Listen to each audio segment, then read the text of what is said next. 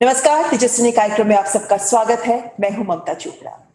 जब एक तारीख की खनक कई जिंदगियों को गुंजायमान करती है, जब एक तारीख कई दबी कुचली आवाजों को बल प्रदान करती है, जब एक तारीख किसी अन्याय की चोट की चित्कार को दिशा प्रदान करती है, तो ये तारीख इतिहास के पन्नों में दर्ज हो जाती है। ऐसी ही तारीख तय हुई जब देश में एक बार में 3 तलाक के खिलाफ कानून बना, जिसने मुस्लिम महिलाओं के सम्मान और अधिकारों की रक्षा की। शाहबानो से लेकर शायरा बानो तक लैंगिक भेदभाव के खिलाफ मुस्लिम महिलाओं ने लंबा संघर्ष किया है, लेकिन ये लड़ाई आसान नहीं थी। आज की हमारी तेजस्विनी ऐसी 2 महिलाएं हैं जिन्होंने तलाक बिद्दत के खिलाफ न्याय की ये लड़ाई लड़ी और सफल भी हुई, जिन्होंने अन्याय सहने के बजाय आवाज उठाई और इस लड़ाई में अहम योगदान दिया। आज की हमारी तेजस्विनी है एडवोकेट फराह फैज और याचिकाकर्ता शायरा बानो। 1 अगस्त 2019 भारत में एक बार में 3 तलाक के खिलाफ कानून अस्तित्व में आया। इसकी त्रासदी झेल रही मुस्लिम महिलाओं के लिए मानो राहत के दरवाजे खुल गए, उनके अधिकारों को ताकत मिल गई। सदियों से चली आ रही इस कुप्रथा के खिलाफ अदालत में इस लड़ाई का चेहरा बनकर उभरी एडवोकेट फराह फैज, जिन्होंने हर मंच पर 3 तलाक के विरोध के स्वर को धार दी। मुस्लिम महिलाओं पर 3 तलाक की आड़ में हो रहे अत्याचारों की ओर सबका ध्यान आकर्षित किया। उन पर कई बार जानलेवा हमले भी हुए, धमकियां भी मिली। माता पिता रिश्तेदारों ने मुंह मोड़ लिया, लेकिन फराह ने हार नहीं मानी। अब भी बहुविवाह निकाह हलाला के खिलाफ उनकी लड़ाई जारी है। शायरा बानो ने ससुराल में अनेक अत्याचार सहे, बीमारी में इलाज तक नहीं मिलता था, कई बार गर्भपात भी कराया गया। 2 बच्चों के बाद किडनी लिवर की समस्या होने पर पति ने इलाज तक नहीं कराया, उल्टा स्पीड पोस्ट से 3 तलाक भेज दिया। शायरा ने सब कुछ सहा था, लेकिन ये अन्याय सहने को तैयार नहीं थी। शायरा ने सुप्रीम कोर्ट का दरवाजा खटखटाया। शायरा मूल याचिकाकर्ता थी, जिनकी याचिका पर सुप्रीम कोर्ट ने 3 तलाक को असंवैधानिक करार दिया। अब शायरा एक और अपने बच्चों की कस्टडी के लिए लड़ रही हैं और वही MBA LLB कर अपने आप को सशक्त कर रही हैं। तलाक बिद्दत के खिलाफ जंग में अहम रोल निभाने वाली एडवोकेट फराह फैज और याचिकाकर्ता शायरा बानो ही हैं हमारी आज की तेजस्विनी। तेजस्विनी कार्यक्रम में फराह फैज और शायरा बानो, आप दोनों का बहुत बहुत स्वागत है। धन्यवाद। फराह फैज, आपसे शुरुआत करते हैं, क्योंकि आपने तो 3 तलाक के खिलाफ जो लड़ाई हुई, न्यायिक लड़ाई हुई, उससे आप काफी लंबे समय से जुड़ी हुई हैं और ये जो महिलाएं हैं, जो 3 तलाक से पीड़ित महिलाएं हैं, उनके साथ भी आप लगातार खड़ी रही हैं। ये बताइए कि कब आप और कैसे इस मुद्दे से आकर आपकी जिंदगी जुड़ी? एक्चुअली ये मेरी अकेले की लड़ाई नहीं है, ये मेरी पारिवारिक लड़ाई हम लोग इसको कह सकते हैं, क्योंकि मेरे जो फादर थे वो हाफिज कुरान थे और वो हमेशा से इस्लाम का जो सही रूप है वो लोगों को फॉलो कराना चाहते थे और इसलिए उनकी मौलवियों से हमेशा टसल रहती थी। यही सब चीजें हम देखते आए और उनकी वो जो एक लड़ाई थी, उसी को फिर मैंने जब होश संभाला तो उसको फॉरवर्ड किया, उसको आगे लेकर के आई। इसमें जो एक इम्पोर्टेंट रोल है वो मेरे जो रिलेशन में मामूल लगते हैं उमर खयाम सहारनपुरी, जिन्होंने निका पिक्चर के डायलॉग भी लिखे और उन्होंने बहुत ज्यादा अजियतें इसमें झेली। 20 फतवे उनको लेने पड़े, उनके खिलाफ बहुत सारे केसेस भी हुए, उनको उसको फेस करना पड़ा। तो वहां से एक मुझे होश आया कि ये तलाक का जो मुद्दा है वो कितना सीरियस मुद्दा है और इसके अलावा पॉलीगैमी कितना सीरियस है। फैमिली एक्ट हम लोगों के पास में नहीं है। तो मेरे हस्बैंड जो थे उनका एक एनजीओ फॉर्म किया हुआ था, तब वो उस एनजीओ के डायरेक्टर हुआ करते थे and I am the secretary in that NGO. तो वहां से हम लोग देखते थे कि ज्यादातर हमारे पास जो प्रॉब्लम्स आती थी वो मुस्लिम कम्युनिटी की होती थी। स्लम में जब हम जाते थे तो एजुकेटेड फैमिलीज में इतना प्रॉब्लम नहीं था, लेकिन स्लम्स में जब हम लोग काम करते थे वहां देखते थे हर गली हर मोहल्ले में एक एक मदरसा है, मस्जिद है और उस मस्जिद के जो इमाम है या मदरसे के जो पेश इमाम वगैरह हैं, उनका बड़ा एक वो हिप्नोटाइज्ड उस एरिया के लोगों को किए रखते थे और वो बहुत ज्यादा डोमिनेंट उनकी फैमिलीज में थे। वो फैमिलीज में जरा सा भी कोई प्रॉब्लम थी तो वो मौलवी साहब से पूछ करके ही करते थे। तो ये चीज हमें बड़ी अजीब लगी कि जो चीज इस्लाम में है ही नहीं, ये मौलाना उनको क्यों जबरदस्ती मनवाते हैं।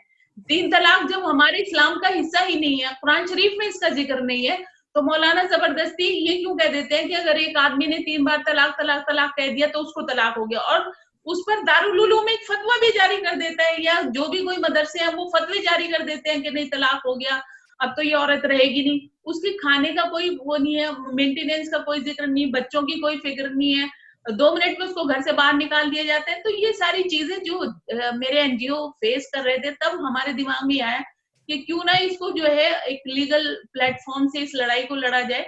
तो 2015 से पहले बहुत सारे लोगों की फाइट्स मैंने कोर्ट में की, उनके केसेस लड़े, लेकिन एक जरूरत महसूस हमेशा ये रही कि अगर एक एक्ट फ्रेम हो जाए, एक कानून बन जाए, तो शायद इन लोगों को ज्यादा बेहतर रिलीफ मिल सके। तो 2015 में फिर सो मोटो जब कोर्ट ने लिया ओम प्रकाश वर्सेस फुलावती वाले केस में, जहां हमने ही इस बात पर स्ट्रेस दिया था कि मुस्लिम विमेन की जो कंडीशन है वो बहुत ज्यादा खराब है, तो कोर्ट ने इस चीज को एडमिट किया। And I am very thankful to honourable Supreme Court के उन्होंने सो मोटो लेकर के फिर एक पीआईएल की शक्ल इसको दी, और Muslim women quest for equality versus Jamiatul Mahin, ये एक केस की शुरुआत वहां से हो गई। शायरा, आप 3 तलाक के खिलाफ सुप्रीम कोर्ट में गई और आप ही की याचिका पर सुप्रीम कोर्ट ने 3 तलाक की इस प्रथा को असंवैधानिक करार भी दिया। क्या हुआ था आपके साथ कि आपको अदालत के सामने गुहार लगानी पड़ी? और स्टार्टिंग से ही मेरे जो ससुराल वाले हैं मुझे बहुत परेशान करते थे, दहेज के लिए परेशान करते थे, और मेरी तबीयत खराब होती थी तो कोई ट्रीटमेंट नहीं देते थे। तो स्टार्टिंग में ही मेरी तबीयत बहुत खराब हो गई थी, तो कोई भी ट्रीटमेंट नहीं देते थे। तो मैं घर पे आ गई थी यहाँ पे, और तरह तरह से मुझे परेशान करते थे। किसी न किसी बात को लेकर मेरी सास और मेरी जेठानी लोग बहुत परेशान करती थी, और मेरी जो पति हैं, मेरे हस्बैंड को मतलब मिसगाइड करती थी।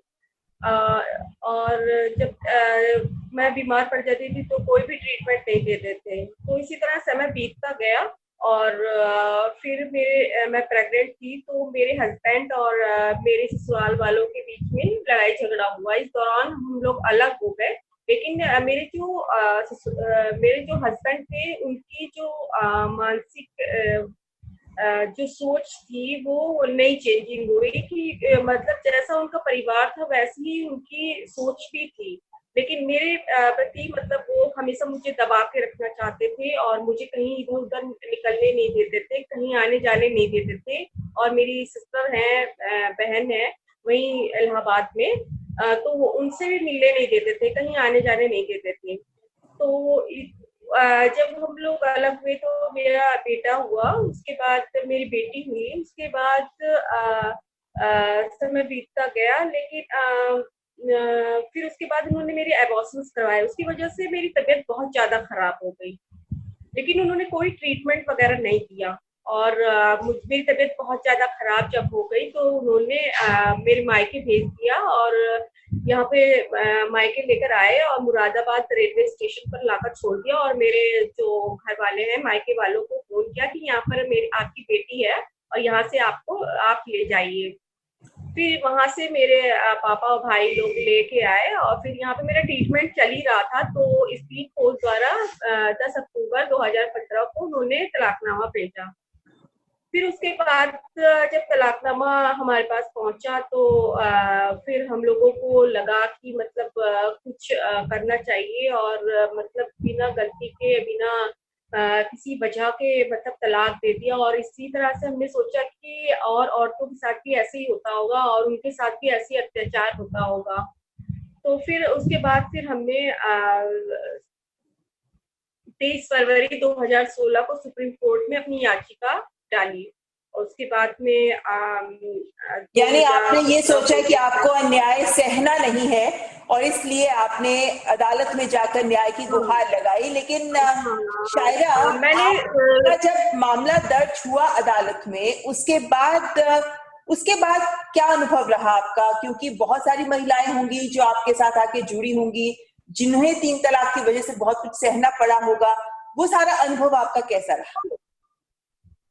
हाँ, जो बहुत से जब मैंने केस फाइल किया तो बहुत से लोग कनेक्टेड हुए, एनजीओज जो हैं वो लोग कनेक्टेड हुई, और पीड़ित महिलाएं भी हैं वो भी कनेक्टेड हुई, और आस पड़ोस के लोग भी, मतलब उन्होंने भी इंटरेस्ट लिया कि ये चीज बहुत अच्छी की है, अपने आप फाइट कर रहे हैं, बहुत अच्छी है, और उन्होंने मेरे सहयोग किया। लेकिन बहुत से लोग ऐसे भी थे, जैसे मुस्लिम धर्मगुरु थे, वो लोग इनके खिलाफ थे।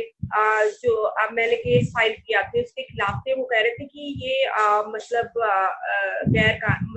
गैर मुस्लिम है, और मतलब ये मुसलमान ही नहीं है, और बहुत से जो है पर्सनल लॉ बोर्ड के जो अध्यक्ष हैं अरशद मदनी हैं, उनका दबाव आया हमारे ऊपर कि आप केस वापस ले लीजिए, इस केस से मतलब आपको कोई भी फायदा नहीं है। लेकिन हम लोगों ने कहा कि मतलब हम केस वापस नहीं लेंगे, और अगर हमारे लोगों को कोई फायदा नहीं होगा, लेकिन आने वाली जो जनरेशन है उनको इस चीज से फायदा होगा, और जो भी लॉ कानून जो भी बनेगा तो आने वाली जो बहन है, बेटियां हैं, और जो है उन लोगों को जस्टिस मिलेगी। फराज जी, जब ये अदालत में ये केस पर सुनवाई शुरू हुई, जिरह शुरू हुई, बहस शुरू हुई, उसके बाद कुछ साल लगे जब तक ये केस चला, उस समय के दौरान आपके लिए कितना मुश्किल वक्त था? क्योंकि वो समय है जब बहुत सारे आपके खिलाफ भी विरोध के बहुत सारे सुर उठ रहे थे। उन हालात के बारे में हमें बताइए, वो मुश्किल वक्त कैसा था? बहुत ज्यादा परेशानी का वो आलम था, और एक वक्त तो ये भी आ गया था कि हमें घर से बाहर निकलते हुए भी ये सोचना पड़ता था कि रास्ते में कोई प्रॉब्लम क्रिएट ना कर दे, या मेरी बेटी घर पर होती थी, मेरी एक ही बेटी है, तो एक ही मतलब सिंगल चाइल्ड मदर हूँ, तो मुझे हमेशा से ये लगता था मेरी बेटी स्कूल गई हुई है, उसके साथ में कोई प्रॉब्लम ना हो जाए। घर में जब वापस में आती थी और अपनी बेटी को देखती थी, सुकून से अब फोन करती रहती थी, तो वो सारी चीजें मैंने फेस की हैं। इसी दौरान ट्रेन में मुझ पर अटैक हुआ, और आज मेरी टांग में जो है 17 स्क्रूज डले हुए हैं, पूरी मेरी टांग में स्टील प्लेट्स डली हुई है, मेरी बोन ग्राफ्टिंग भी हुई है। तो वो सारी चीजें मैंने फेस की हैं। इवन एक डिबेट पर एक मौलाना के साथ झड़प भी हुई है। All India Muslim personal law board के एग्जीक्यूटिव बॉडी के वो मेंबर थे, मुफ्ती इजाजत, उन्होंने बहुत गंदे लफ्ज मेरे लिए इस्तेमाल किए थे, जिसको मैंने ऑब्जेक्शन किया। तो ये सारी चीजें फेस की हैं। आज भी, क्योंकि मैं सबसे ज्यादा प्रॉब्लम इसलिए भी आती है कि मैं सहारनपुर से बिलोंग करती हूँ। सहारनपुर में दारुल उलूम है, और दारुल उलूम इनका जो है वो सेंटर पॉइंट है। जितनी भी चीजें ओरिजिनेट होती है मुस्लिम कम्युनिटी के लिए, वो सारी यहीं से होती है। All India Muslim personal law board जो है वो यहाँ के ही इसी इंस्टीट्यूट का एक प्रोडक्ट है, और जमीयत उलमा हिंद है वो यही का एक प्रोडक्ट है। जितनी आप शरिया कोर्ट्स हैं ऑल ओवर द इंडिया, मेरे ख्याल में 154 के करीब में शरिया कोर्ट्स हैं जो पूरी इंडिया में चल रही हैं, वो यहीं से रेगुलेट होती हैं। जितना भी हार्ड लाइन है वो सब यहीं से पढ़ाया जाता है। और ये इन लोगों ने सबसे ज्यादा जो प्रॉब्लम है, इन लोगों ने ये एक बुक अपनी फ्रेम की हुई है। ये इनका फैमिली लॉ है, मजमू कानून इस्लामी, ये इनके सिलेबस का एक हिस्सा है। और ये जो बुक है स्पेशली, इसमें सिर्फ निकाह से तलाक के लेकर के और इनहेरिटेंस को लेकर के इन्होंने बाकायदा एक सेक्शन वाइज इसको फैमिली कोड ड्राफ्ट किया हुआ है। लेकिन फराज जी, एक बात बताइए कि इन्हीं लोगों के द्वारा आप पर यह भी आरोप लगाया जाता है कि आप शरीयत का विरोध करती हैं। शरीयत के जरिए आप इस आरोप का क्या जवाब देती हैं? ये आरोप हमेशा लगाते हैं, लेकिन ये आज तक भी उस आरोप को साबित नहीं कर पाए, इसीलिए लोग मुझसे परेशान रहते हैं। कोर्ट में भी कई बार इस बात को लेकर के बहस हुई, और सुप्रीम कोर्ट में जब आर्ग्यूमेंट हुआ था तब भी ये इस बात को कहीं साबित नहीं कर पाए कि जो 3 तलाक है या तलाक बिदत जो है वो इस्लाम का हिस्सा है। देखिए, पहली चीज ये है कि तलाक बिदत और शिर्क, ये 2 चीजें इस्लाम में हराम है, मना है कतई तौर पर। बिदत का मतलब होता है इनोवेशन, वो चीज जो ओरिजिनल स्क्रिप्ट में नहीं है। अब मौलवियों ने तो नाम ही ऐसा रख दिया, जो कोई जानकार होगा, जो उस लफ्ज के मायने पता होंगे जिसको, वो तो समझ जाएगा कि ये इनकी अपनी बनाई हुई एक तरीका है तलाक का, जो कलाम पाक में नहीं है। जो कलाम पाक में तलाकों का जिक्र है वो उनके नाम अलग है, खुला है, लियान है, जियाहर है, इला है, तो वो सारी चीजें हैं। तो ये हमेशा मुझे इस बात को कहते रहे कि भाई आप शरीयत के खिलाफ काम करते हैं। मैंने हमेशा इनको ये कहा है कि आप मुझे ये बताइए कि जो आप तलाक बिदअत कहते हैं, इस तलाक बिदअत का जिक्र कलाम पाक में कहाँ है? अगर आप कलाम पाक में कहीं आप जिक्र दिखा दें तो मैं अपनी लड़ाई विड्रॉ कर लूंगी। लेकिन आज तक ये लोग मुझे कहीं तलाक बिदअत का वो जिक्र नहीं बता पाए। बस यही से ये लोग जो है पीछे हट जाते हैं, चुप हो जाते हैं, फिर सिर्फ ये कहते हैं अरे वो तो एक गुमराह औरत है। वो इस पॉइंट में ले आते हैं कि उसने तो नॉन मुस्लिम से शादी किया हुआ है, वो क्या जाने इस्लाम क्या है, तो वो यू टर्न ले लेते हैं। शायरा, इतने सारे विरोध के बावजूद आप इस लड़ाई में डटी रही। आपका परिवार, आपके माता पिता, उन्होंने आपका साथ दिया? हाँ बिल्कुल, उन्होंने बहुत ही ज्यादा सहयोग दिया, और अगर उनका सहयोग नहीं होता तो मैं कुछ भी नहीं कर पाती, क्योंकि मैं मतलब इंडिपेंडेंट तो थी नहीं, उनके ऊपर डिपेंड थी। तो फिर उन्होंने मुझे बहुत सहयोग दिया, और मैं चाहती हूँ कि अगर किसी भी लड़की के साथ ऐसा होता है तो हमारा जो भारतीय समाज है साथ नहीं देता है, तो ऐसी कुरीति है अगर हमारे समाज में, तो उनको साथ देना चाहिए। फराह, आपने क्योंकि अदालत में तो इसको लड़ा ही और साथ ही जीता ही, लेकिन लगभग 1 साल पूरा हो रहा है जब 3 तलाक एक कानूनी रूप में एक अस्तित्व में आया, 3 तलाक के खिलाफ कानून अस्तित्व में आया। तब से अब तक आपकी जिंदगी में क्या बदलाव हुआ है, या यूं कहें कि मुश्किलें कम हुई हैं या मुश्किलें बढ़ी हैं? नहीं, कम तो नहीं हुई है, मुश्किलें तो बढ़ी हुई है। एक्चुअली क्या है, पहले एक आराम की जिंदगी हम लोग जी रहे थे, एनजीओ चला रहे थे, सीधी सी प्रैक्टिस थी। किसी का कोई केस आ गया तो कोर्ट में उसको फाइट कर लिया, आर्गुमेंट कर लिया, दैट्स ऑल। लेकिन जब से इस फाइट को लेकर के सुप्रीम कोर्ट तक गई हूँ और वहां पर इस चीज को आर्गुमेंट किया है, और तो तब से क्या है कि फोकस में आ गई हूँ।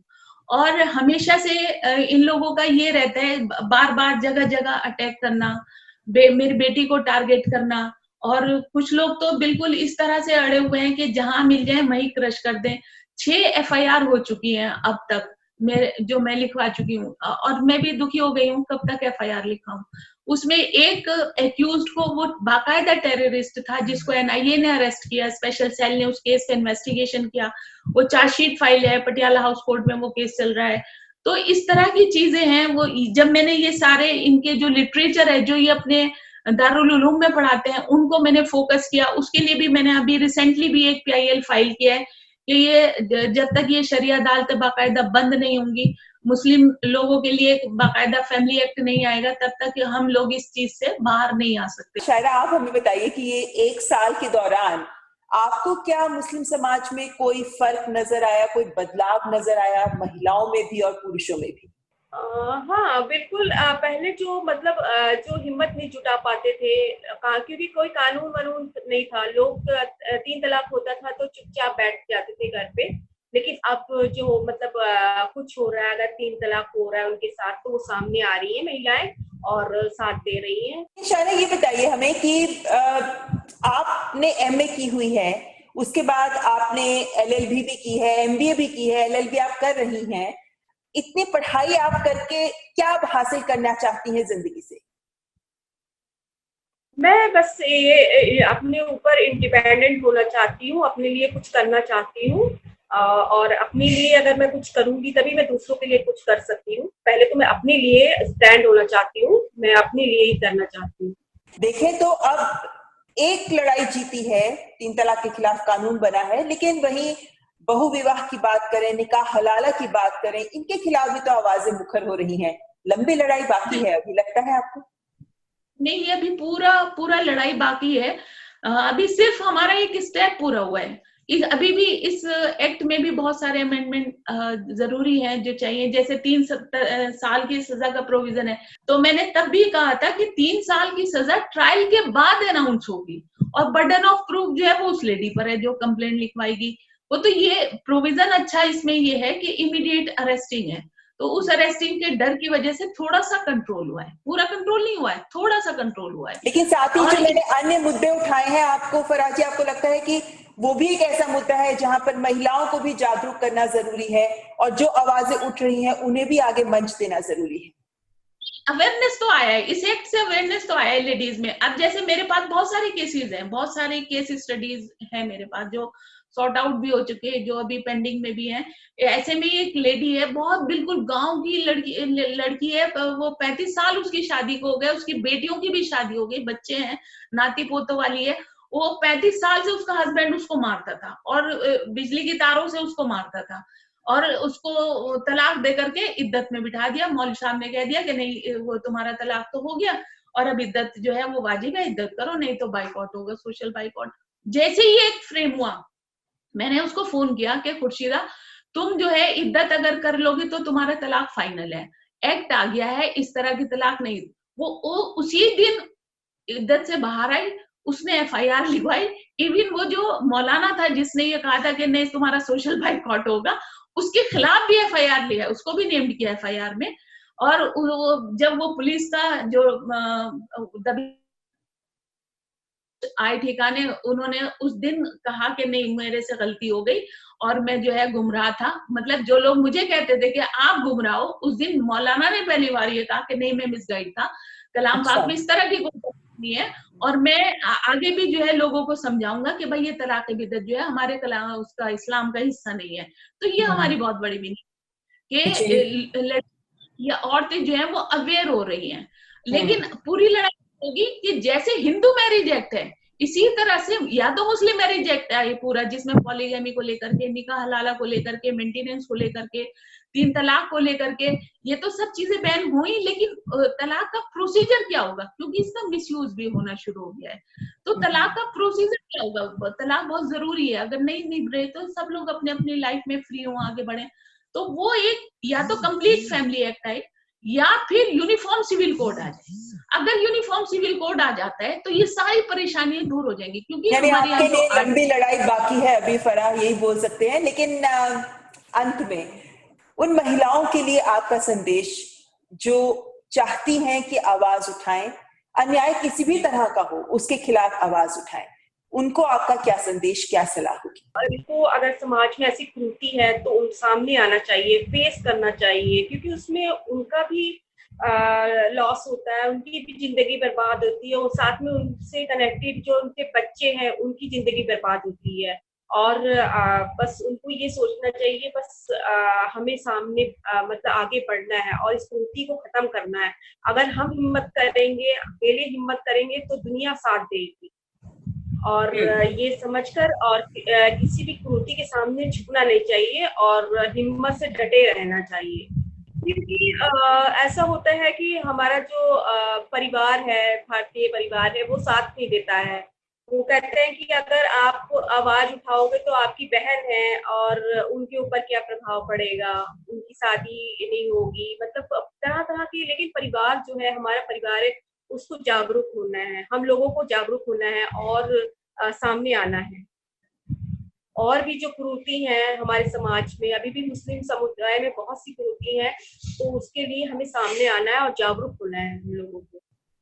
देखिए, मेरा उन सब लोगों से या जो लड़कियां हैं इस तरह की प्रॉब्लम्स को फेस कर रही हैं, उनसे ये कहना है कि कोई भी लड़ाई एक दिन में नहीं लड़ी जा सकती है।